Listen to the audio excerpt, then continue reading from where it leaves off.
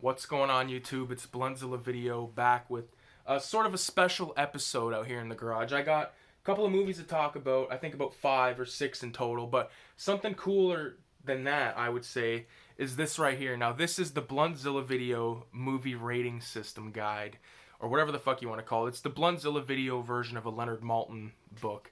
If you don't know what a Leonard Maltin book is, it's basically it's a film movie guide like with a 4-star rating system. I've grown up with those fucking movie guides and uh, been inspired to make my own. So I'll get into this a little bit deeper, but basically, you watch movies, you do your little write-ups on them and stuff. Basically, just a way to keep track of what I've watched, and also like kind of other unrelated movie thoughts. Like there's some stuff. I'll get into this in a little bit later. So first thing I want to talk about though is Friday night. My cousin comes over, Chris, and he revealed to me that he's never seen Candyman. And the reason that this came about was on this tape right here marked Garage.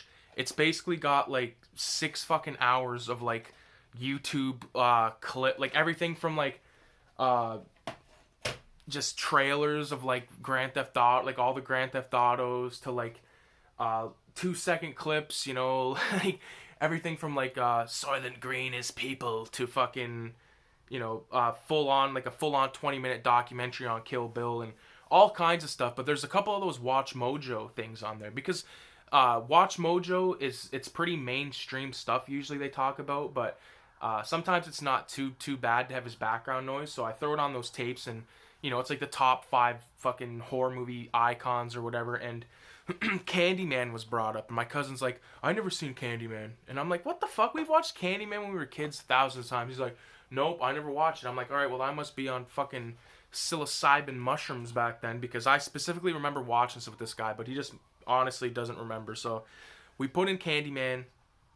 We watch it. Other people show up, mind you, so like we're bullshitting. But every time there's like a key moment, I would be like, "Yo, Fur, like check this shot out." So like the shot with the dog's head, which was marking and scarring for him because he's a dog fucking lover, and to see a pretty realistic looking dog's head laying on the floor when you're not expecting it, it's quite the shock to your system. Being a canine fanatic, so to speak. I try to be like all like like a fucking nerdy type, and end up falling into the fucking camera and break my new Google phone.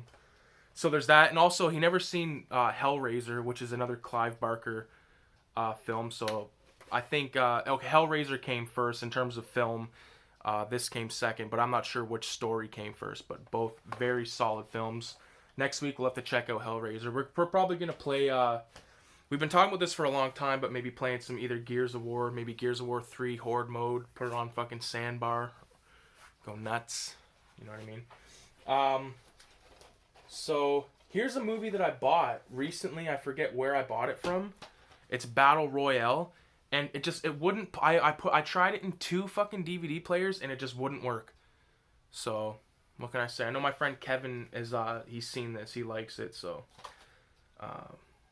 yeah, kind of a bummer, but we'll see what happens.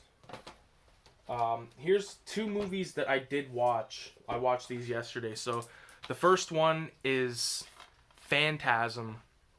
Been a long time since I watched this, and it's a very solid film. I think it's from 1979. Pretty positive it's from 1979.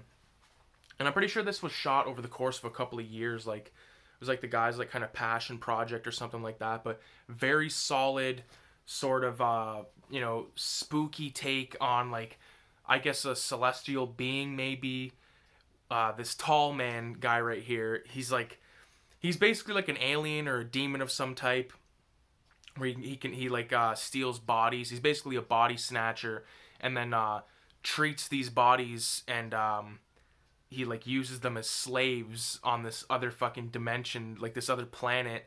And it's all this shit. The show is run essentially from a funeral home, and it's the film is about this kid whose parents have both just died. One of his brothers died, and his other brother's talking about splitting and leaving him with the grandparents. And he comes across all this crazy shit, and it's good. It's not bad. I've seen it before a long time ago, but this was the first time where I watched it, and like I was like, yeah, you know what, this is a really fucking good movie. And the score is fantastic. Like, like I've mentioned, I've talked about this type of thing before on the channel where there's a lot of movies that um, were sort of not second tier in terms of quality, but just franchises that I missed out on initially growing up. Like, I feel like I watched all the most mainstream horror stuff when I was a kid. In terms of, I watched all the Freddy's, not all the Freddy's, but I watched some of the Freddy's, a lot of the Jasons, all the Chuckies, all the Leprechauns, all that kind of stuff, you know. And it wasn't until later when I got into stuff like this and stuff like Hellraiser and stuff, just because I just missed out on that kind of stuff. And to be honest with you, when I was a kid, I'd see that stuff in the video stores and at the variety stores and all that kind of shit. But to me, it was just too fucking scary because I loved horror films, but I just thought some movies were just too fucking scary and just not meant to be watched. Like, I specifically remember back in the day when Grand Theft Auto San Andreas first came out. So we're talking like, fuck, we're talking about what, 2004? Thinking like 2004 or something like that. Grand Theft Auto 4 comes out, or Grand Theft Auto San Andreas comes out, and I was looking this up as a matter of fact today. What horror films came out at actually, I was looking at what horror films came out at the same time as Mark Echo's Getting Up, which is a really fucking amazing game on the PS2 where you're essentially a graffiti writer and you're in like this messed up time where there's a lot of corrupt government and all that kind of bullshit, but you're a graffiti writer and it's also a fighter, so, or fighting game. I'm not big on games anymore, but that was a good one. But what I'm getting at is I wanted to know what came out at that time because I was trying to reference something to see if it lined up, but it didn't. But yeah, with San Andreas, like, I remember movies came out. I can't tell you the exact names of them, but I would see the trailers and I would be like, I wouldn't watch the trailers. You know what I mean? I just remember not watching them, like looking away and stuff like that, being like a pussy about it. But now I'm just like, I'm like, it used to affect me when I was a kid because I was like, you know, this is crazy. Like, it's fucking spooky. And, you know, I lived in the back of the house, like away from everyone. And I'm like, fuck, if Beelzebub is coming, he's coming for Rooster first. You know what I'm saying? So, yeah. Fuck, I don't know where I was going with that. But the next movie I'm going to talk about is part of a two, you know, there's two movies in the same series. And I watched the first one, and that is A Better Tomorrow. John Woo's A Better Tomorrow, starring Chow Yun-fat, as well as... Chow Yun-fat is not exactly the star of the first film. So it's kind of misleading. Like, I mean, he's a big part of it, and some of like the coolest shots involve him, I would say. But the general story is more about this gangster whose name is Ho, basically, and his younger brother, wants to be a police officer, and Chow Yun-fat's character his name's Mark, and he's a friend of Ho. And basically, Ho ends up doing some time, and during that time, his brother becomes like a cop, an actual cop, and Mark gets demoted within the gang, and he's like the fucking errand boy, and it's just hard to watch for everyone involved. And Ho gets out, starts working at a taxi company, and tries to straighten shit up, but they still want him to be the leader, and it's a whole fucked up conundrum. I don't want to give too much away out of it, but I will say this: I don't know how the fuck. This is kind of spoiler territory, so you might want to skip like a little bit. But I don't know how the fuck Mark Chow Yun-fat is coming back in part 2. He dies. Blatantly is shot to death. One of the best fucking shoot-ups, I might add, that I've seen in a John Woo film. This is apparently one of his first, not his first film, because he started making films in the 70s, but this is one of his first, I think his first collaboration with Chow Yun-fat, he's so famously known for working with in terms of like The Killer and Hard Boiled, and now, you know, it's always been, but I've now just discovered, I've had this for a while. I paid fucking $25 for it back in like 2016. Finally watching it now. Like, that's the problem with me. I bought all this shit, but that's kind of the good thing now, because now that school's over and all that, I have more time where I can watch movies. So I'm like it's cool because now I'm watching like a movie and like an episode of Breaking Bad a day, which I like, because for a while I wasn't watching shit and I was like feeling fucked up and stuff. And like movies and stuff, they are very helpful to my health, I would say. Like, even the other day when I was watching these movies, like, oh, so basically in terms of this movie, amazing. I can't really say much because I haven't seen the second one yet, but it is there, so I will watch.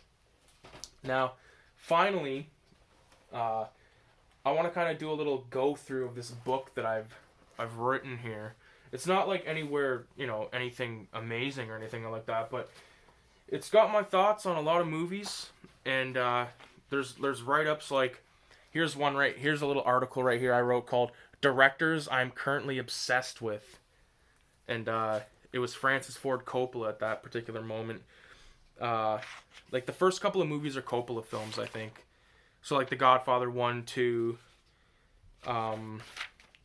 Apocalypse Now, and then there's an article in here I wrote called "Man versus Society," where I talk about the character Travis Bickle from Taxi Driver, and the character played by Michael Douglas in Falling Down. I forget his name, but just comparing them, like putting them in like a Man versus Society kind of like trying to break down the stuff, if that makes sense to anyone out there. But yeah, movies like Villainous, Dead Snow, I Saw the Devil. Here's an article I wrote, Discovery of Korean Cinema. And then there's some like shit I wrote in like different languages. Cops versus Thugs, my write-up. Holy smokes, this film is a non-stop, interesting Yakuza story mixed between two gangs and cops. One of the cops befriends a Yakuza, and the backstory regarding the Yakuza doing his dish is wonderful. So basically, this fucking Yakuza guy shows up at this police officer's house, and he's like, fuck, I just killed this motherfucker. And the cop's like, oh, fuck. Like, but the guy's like all remorseful and stuff. And the cop's like, here, and he like gives him a plate of food. And then he eats the food, and then the cop like picks up the phone to call the cops, and he looks over, and the criminal is doing his dish. Like he's washing his dish, and like something in that, the cop had an interest in that, so he just kind of like didn't fuck with them. And it's really good film. I know I've been talking about that for a while, but what else we got in here? We got I Drink Your Blood, Train to Busan, Alien Contamination, which is a fantastic 1980 Italian Alien ripoff, basically. Fucking great film. Dolls by Stuart Gordon, Vamp by Richard Wank, Unfriended by Steven Susko from 2018. So there's like new shit, old shit. Like listen, I wrote this when I was in school. I've seemingly lost my want to watch the same films over and over again. For example, for a while, Jaws, Moby Dick, and Heavy Metal were all films that I would watch on repeat. But recently, I've been wanting to watch films I've never seen. I'm sticking to horror and exploitation, my favorite genre, and must be explored. I will not stop recording my thoughts for an extended length of time again. Which is bullshit, because I didn't lose the book, but I put it down for like months. But I picked back up, so like I got articles about The Raid, Vault of Horror, Exterminator. Here's a director spotlight on Lucio Fulci, like a bunch of shit. And there's like the rest of the director spotlight, but here's like a bunch of stuff about like Japanese cinema to be watched. So Audition, Evil Dead Trap, and I wrote down like the director and like the year and like just like little tidbits. So here's a couple of Japanese films I've yet to watch that I want to watch. Audition from 1999 by Takashi Miike. Evil Dead Trap by Toshihiro Ikeda from 1988, which is like an Evil Dead ripoff kind of thing. Evil Death Trap 2, or Dead Trap, sorry, from 91. Junk from 99. Score from, I don't know what the year that came out. But Score was also directed by the guy that directed Junk, so I don't know. There's a bunch of shit in here. Quick thoughts on the It trailer. Like the new It trailer. Like just all kinds of shit. And then here's the last thing I wrote in here, which is like a couple of weeks old at this point, but watching Lethal Weapon 3 on edibles. So the story behind that is me and my brother, we got our hands on a chocolate bar that was infused with marijuana. And we ate half of it each, so we basically ate 250 milligrams of THC each.